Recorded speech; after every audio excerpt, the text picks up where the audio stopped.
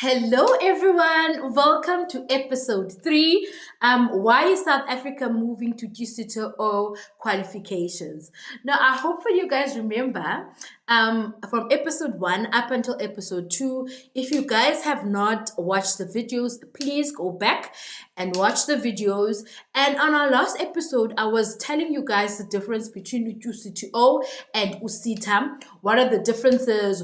Why are they the same? What are they doing? And all of those things. So on today's episode, I'll be strictly focusing on UCTO and why is it South Africa is moving to UCTO occupational qualifications, right? So, what is the purpose of QCTO? I told you guys last time that QCTO stands for Quality Council for Trade and Occupation, right? So, it was established to ensure that qualifications are aligned with skills and competencies that are required in the workplace. The goal is simple it is to produce graduates that are competent, employable, and that are ready to perform the job on the first day, right? So let's just talk about the differences. How are QCTO qualifications different? So UCTO qualifications are built on three components, right? The first component is your knowledge and theory, which is the learning the concepts and principles of that certain occupation. So that's the first concept. The second concept is the practical skills, right?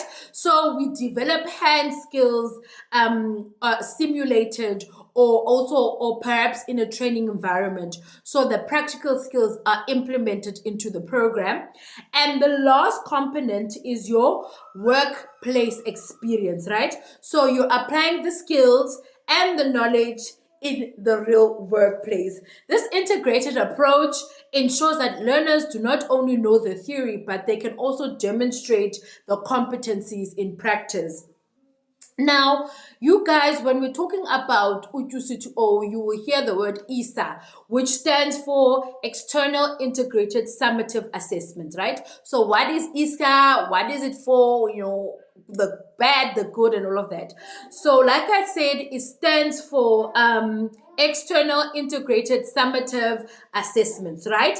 So, this is a national assessment conducted at the end of your qualification to determine whether a learner has achieved the required competencies in that occupational qualification, right? This means that all learners are assessed against the same national assessment, regardless of where you trade.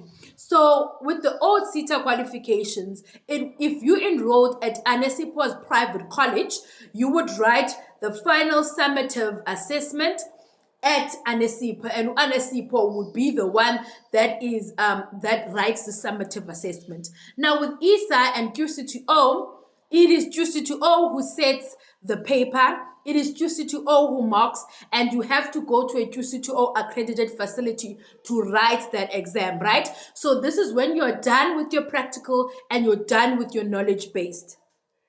So a lot of people are going to ask you, why does this matter, right? So let's first start with the learner. This with the JUCITO qualification, it paves a clear path to employment because they are directly linked to occupational requirements. So we're not with EQCTO, it's not just a qualification. It is integrated in terms of workplace. So when as the learner, when you leave and you get your certificate, you know that you are competent and you know exactly what to do in the workplace. Is it understandable?